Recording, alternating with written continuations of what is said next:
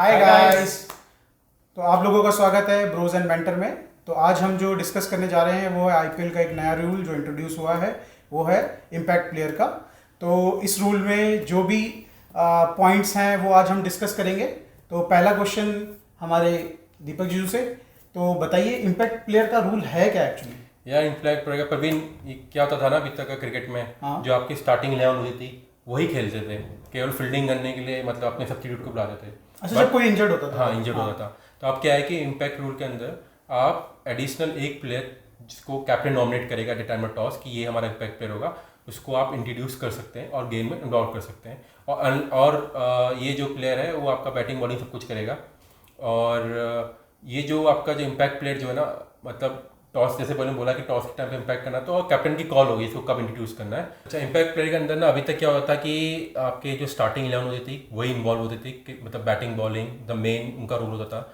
लेकिन अब क्या है कि इम्पैक्ट प्लेयर के अंदर आप एडिशनली एक प्लेयर को आप नॉमिनेट कर सकते हैं, उसको आप खिला सकते हैं एज ए इम्पैक्ट प्लेयर, वो जिसका रोल होगा बॉलिंग बैटिंग फील्डिंग वो सब कुछ करेगा, unlike normal substitute player. But ये बेसिकली इम्पैक्ट प्लेयर आपका है। इंजरी होती थी उससे क्या डिफरेंट है? तो नॉर्मली ये ना जो आपके नॉर्मल सब्स्टिट्यूशन है उससे थोड़ा डिफरेंट है। नॉर्मल सब्स्टिट्यूशन में जब होता है वो केवल फील्डिंग करता है, हाँ। बैटिंग बॉलिंग नहीं कर सकता। अच्छा। बट ये जो इम्पैक्ट प्लेयर है वो सभी रोल में इन्वॉल्व होगा, बैटिंग बॉलिंग फील्डिंग सब कुछ मतलब करेगा। तो दैट्स व्हाई इसको हम सब्स्टिट्यूट प्लेयर नहीं बोल रहे, एक इम्पैक्ट प्लेयर बोल रहे हैं। मतलब एक नॉर्मल प्लेयर ही है बेसिकली। हाँ जी, नॉर्मल प्लेयर से करेंगे। अच्छा, ठीक है। और ये अच्छा आप बताओ कि ये किस समय हम इसको इम्पैक्ट प्लेयर को गेम में लेके आ सकते हैं? कैप्टन कब ला सकता है? तो कैप्टन इसको जब भी 14th ओवर कंप्लीट हो जाएगा उससे पहले ही इंट्रोड्यूस करना पड़ेगा। आफ्टर 14th ओवर वो इंट्रोड्यूस नहीं कर सकता कोई भी इनिंग हो।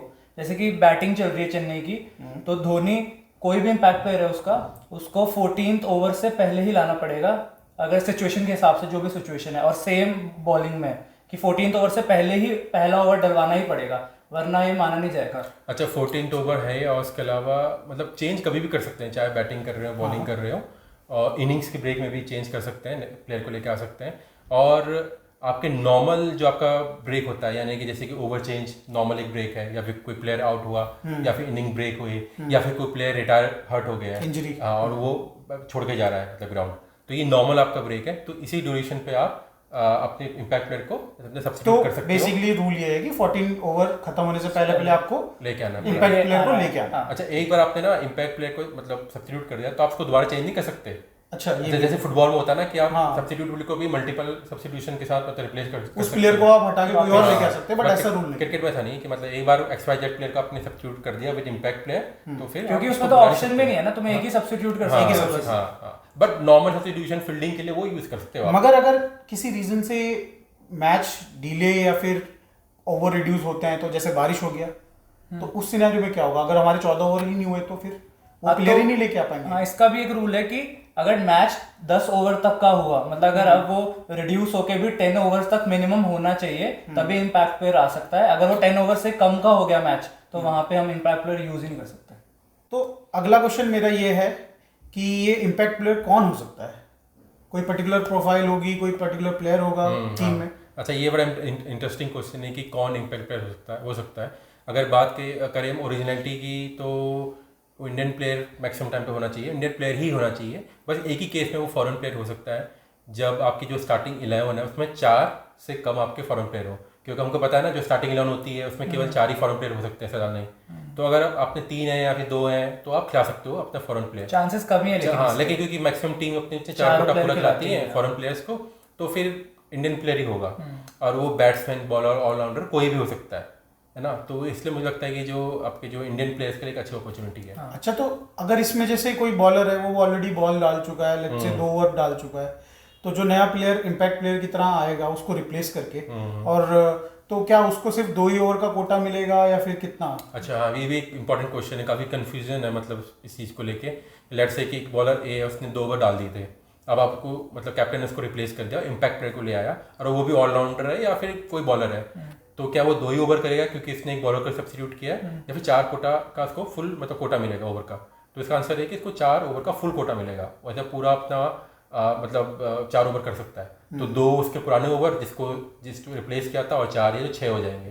तो इसका किस प्लेयर को वो इम्पैक्ट मतलब वो रिप्लेस करा सकते कोई लेने जाना नहीं। कहने का मतलब ये कि जो नया प्लेयर आएगा उसका जो कोटा होगा वो रीसेट हो जाएगा वो अपना फुल अगर बॉलर है फुल तो कोटा से करेगा। हाँ जी फुल और बैट्समैन तो कोई इशू ही नहीं है, बैट्समैन में कोई इशू इससे तो काफी ज्यादा इम्पैक्ट हो सकता है, डेथ बॉलिंग तो काफी। अच्छा, तो हम इम्पैक्ट की बात कर रहे हैं, तो आप मुझे बताओ कि आपके ओपिनियन से ये किस तरीके का रूल, ये जो रूल नया इंट्रोड्यूस हुआ है, ये किस तरीके की टीम्स को इम्पैक्ट करेगा, कौन सी टीम इससे सबसे ज्यादा बेनिफिट करेगी? वैसे तो मतलब जो कैप्टन स्मार्टली यूज करेंगे अपने प्लेयर को उस पे ही है, बट अगर आप कोई पर्टिकुलर टीम का पूछते हो तो मुझे लगता है कि आरसीबी काफ़ी इससे ज़्यादा मतलब उनको एडवांटेज मिल सकता है, क्योंकि चिन्नास्वामी एक छोटा स्टेडियम है और जैसे कि 13th ओवर के आसपास उनको बिग हिटिंग चाहिए ही होगी, तो वहाँ पे एक ऐसा ऑलराउंडर यूज़ कर सकते हैं जो लास्ट में काफ़ी लंबे लंबे छक्के लगा सके और फिर वो एज अ बॉलर भी यूज़ कर सके उसको डेथ बॉलिंग के लिए। तो मुझे लगता है एक फास्ट बॉलिंग ऑलराउंडर जो छक्के भी लगाता हो अच्छे अच्छे, वो यूज़ आरसीबी कर सकती है अच्छी तरह, अगर फाफ डुप्लेसी ने उसको ढंग से यूज़ करा तो। अच्छा, सेम क्वेश्चन आपके लिए। मुझे लगता है कि ऐसा कोई टीम को मतलब हैवीली फेवर नहीं है, हाँ सबके लिए इक्वल अपॉर्चुनिटी है, बट अगर देखा जाए तो ऐसी कोई टीम जिसके पास ऑलराउंडर की कमी है तो वो मतलब जहाँ भी शॉट होते हैं, चाहे बॉलर शॉट हो या बैट्समैन शॉट हो, वहाँ उसको इम्पैक्ट करके यूज़ कर सकते हैं। और दूसरी वो कैप्टन पे और सिचुएशन पर डिपेंड करेगा कि आप मतलब सिचुएशन में उनको बॉलर चाहिए एक्स्ट्रा और बैट्समैन चाहिए। स्पेशली मुझे लगता है कि ऐसी टीम जिनकी ना बॉलिंग थोड़ी वीक रहती है और स्पेशली डेथ ओवर्स के लिए उनको काफ़ी मतलब हेल्पफुल रहेगा ये, क्योंकि वो मतलब एक बॉलर एक्स्ट्रा लेके डेथ ओवर्स में अच्छा कर सकते हैं। तो ये आई थिंक अपॉर्चुनिटी सभी के लिए अच्छी है। पेपर्स में तो सारे स्पॉट जो हैं अच्छे लगते हैं, ऑल्दो जैसे आरसीबी मतलब हमेशा पेपर्स में बहुत स्ट्रॉन्ग होती है लेकिन जीती नहीं आज तक, बट मतलब पेपर्स में मुझे लगता है कि सारी टीम अच्छी है और सभी की लीगल अपॉर्चुनिटी है, बस स्मार्टली इसको यूज करना पड़ेगा कैप्टन को। चलो, तो काफी इंटरेस्टिंग रहेगा देखने के लिए। तो ये काफी अच्छा डिस्कशन रहा। तो इसके एंड में हम जो हमने डिस्कस किया उसको एक पॉइंट पे लेके आते हैं। तो आप इस रूल को थम्स अप देंगे या थम्स डाउन देंगे? या मेरे लिए तो थम्स अप है, मैं तो काफी एक्साइटेड हूँ इस रूल को लेके। थम्स अप ऑफ कोर्स, काफी इंटरेस्टिंग होगा, कुछ नई वैरायटी और एक्साइटमेंट होगा और कुछ कैप्टन के लिए भी होगा टैक्टिकल डिसीजंस। तो मैं तो बड़ा एक्साइटेड हूँ उस रूल को लेके और देखते हैं क्या होता है। तुम्हें क्या लगता है टिंकू, ये थम्स अप है कि थम्स डाउन? मेरे लिए भी थम्स अप है, क्योंकि बहुत एंटरटेनमेंट लाने वाला है ये और कैप्टन के लिए बहुत प्रॉब्लम होने वाली है और मतलब एक एडवांटेज भी हो सकता है उसके लिए, तो मेरे लिए भी थम्स अप है। तो कुल मिला के इस आईपीएल में एक एक्स फैक्टर देखने को मिलेगा। हाँ, डिफरेंट आईपीएल होने वाला है। आईपीएल डिफरेंट होगा, 15 साल हो गए तो एक डिफरेंट आईपीएल होगा। आपकी ड्रीम 11 में अब आप 11 के जगह 12 प्लेयर चूज कर सकते हैं।